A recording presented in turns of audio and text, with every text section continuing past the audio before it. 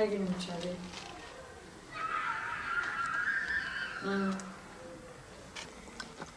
Bu adam ölmüş abi.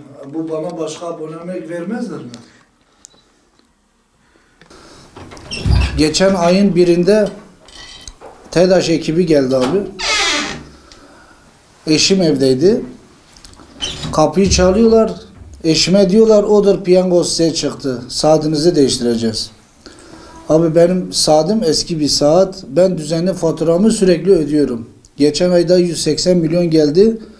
Faturamı ödedim. O kadar itiraz etmeme rağmen faturamı hep dışarıdan yazıyorlar. Çok yüksek faturalar yazıyorlar. Geçen yine saatimi değiştirdiler. Abi ertesi gün bana mesaj yoluyla mesaj attılar. Dediler 4 milyar 350 milyon para abi. Fatura parası kesmiş abi. Ben bunu o kadar gittim. Ya bu dedim bu nasıl faturadır? Ben fabrikamı işlettim. Değirmen mi çalıştım? Diyorlar bir yanlışlık var. Düzeltmiyorlar. Abi kaç yere başvurdum. Gitmedik yer bırakmadım. Ben şu anda işsizim. 2 tane çocuğum var benim. Ben şu anda çalışmıyorum. Bir ev lokantada takılıyorum. 35 milyon yövme alıyorum. Abi Allah'tan veba mıdır yani? Ya biz kime gideceğiz? Biz kimde hakkımızı arayacağız? Ya bunların yaptığı zulümdür abi. Kaçak desen kaçak kullanmadık. Kaçak muamelesi görmedik. Diyor klavat o kadar göstermiş. Abi diyorum belki saat kırıktır, yanlıştır. Saate bir arıza vardır. Adam benim saatimi kırmış. Demiş yenge çöpe atayım hiçbir sıkıntı çıkmaz. Eski saatten çıkartmış. Artık ne yapmış? Saatle oynamış, çıkarmış. Hiçbir şey de dememiş. Bir sıkıntı bizim hanım demiş. Abi demiş bak sen ben saati kırdın. Şey yapıyorsun bir sıkıntı çıkmasın. Bize yüksek bir fatura çıkartmıyorsun. Yok yenge hiçbir şey olmaz. Sıkıntı olmaz. Hatta girerken de demiş odur piyango size çıkmış. Ya bunlar bizden ne istiyor? Biz zaten gariban insanlarız. Yokluk içinde yaşıyoruz. İşimiz yok, gücümüz yok. Yani bunlar niye bizimle uğraşıyor? Her ay ben düzenli faturamı ödemişim. Yüksek de yazmışlar bana dışarıdan. Benim saatimi okumadan bana fatura yazıyor. Ya ben çileden çıktım. Ben bir ara dedim bu saati dışarı alayım. Abi elektrikçi çağırdım. Elektrikçi 600-700 milyon para istedi. Benim de durumum yok. Maddi durumum yerindeydi. Çalışmıyorum. Ben dedim şimdilik bu faturaları ödeyeyim. Elime para geçerse ben bu faturayı ödeyeyim. Zaten babamı yeni kaybetmişim. Babam hastanede hayatını kaybetti. Mahkeme süreci var. Git gel çalışamıyorum. Sıkıntım çok büyük. Şimdi bu sıkıntı çıktı başıma. Yani perişan bir haldeyiz. Yani bir devlet büyüklerinin buna bir el atması lazım. Hiçbir vicdan yok bu TEDAŞ ekibinde. İnsanlara mağdur ediyorlar. Mağdur ediyorlar çok. Yani bu zulüm bitsin artık yani.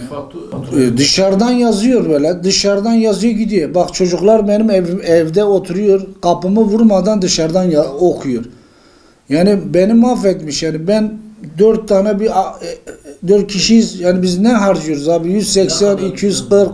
Bana her ay fatura yazıyor. Ben şikayet ediyorum diyor. Mesaj atıyor. Bana diyor ki şikayetiniz olumsuzdur, reddedilmiştir. Hani biz bunlarla nasıl baş edeceğiz? Kime gidelim biz?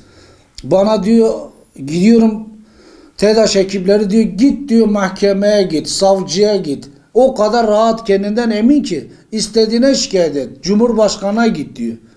Yani bunlar insanlarla dalga geçiyorlar artık. Tahrik ediyor. Ben o gün söyledim gittim yine TEDAŞ ekibine başvurdum. Bak dedim bir yanlış var diyorsun. Nereye başvurdunuz? Ergani mi Diyarbakır'a? Hangi şehir? Ergani'de de başvurdum. Düneyin Diyarbakır'a da gittim söyledim. Bak dedim ben bu borcu kabul etmiyorum. Ben kullandığım bir elektrik değildir. Ben her ay faturamı ödemişim. Bu ödediğim paralar nerede? Ben dedim bunu verecek gücüm yok. Siz geleceksiniz elektriğimi kesecek pislik çıkacağız. Bana döndü bana diyor ki pisliğe pislik. Gel de biz sana kralını yaparız diyor. Pisliğe pislik tehdit de ediyor. İnsanları tahrik ediyorlar. Çıktı gibi hareket. Evet. Abi ben ne yapayım şimdi çaresiz bir insan ne yapabilir? Şimdi sana haksız yere sana bir fatura kesiyor. Ceza değil bir şey değil. Abi diyor bir yanlışlık var. Yanlışlık var kurban bunu düzeltin yani. Yanlışlık var diyorsun ya düzelt bunu. Evet. Kaymakamlığa gittim. Hakem tüketici kurumuna gittim. O da dedi ki biz sana yardımcı olabiliriz dedi. Dedi sen dedi fatura senin üzerine değil. Ben de kaç kere başvurdum. Faturayı üzerime almam için benden deprem sigortası istedi. Eski bir ev zaten, ben deprem sigortası nereden getireyim? Kaç kere ben üzerime alacaktım. Yapmadılar. Bir sorun çıkardılar. Yani ben git gel çok böyle başım ağrıdı TEDAŞ'ta. İşte bu son yaptığı da yenip yutulacak bir durum değil abi. Yani 4 milyar 350 milyon para. Ben 350 milyonu bile veremem. Bunu fatura olarak yazmış. Ya ben bir aylık fatura 4 milyar 350 milyon para kulavat kullanmışım abi. Bu geçen ayki ödediğim makbuz. Elime hiçbir fatura ulaşmıyor zaten. Bana dışarıdan yazıyorlar. Bu yaptıkları işlem hukuksuz yani. Dışarıdan yazıyor ama biz bunu şey yapamıyoruz. Biz kime şikayet edeceğiz bunları? Hakkımızı nasıl savunacağız?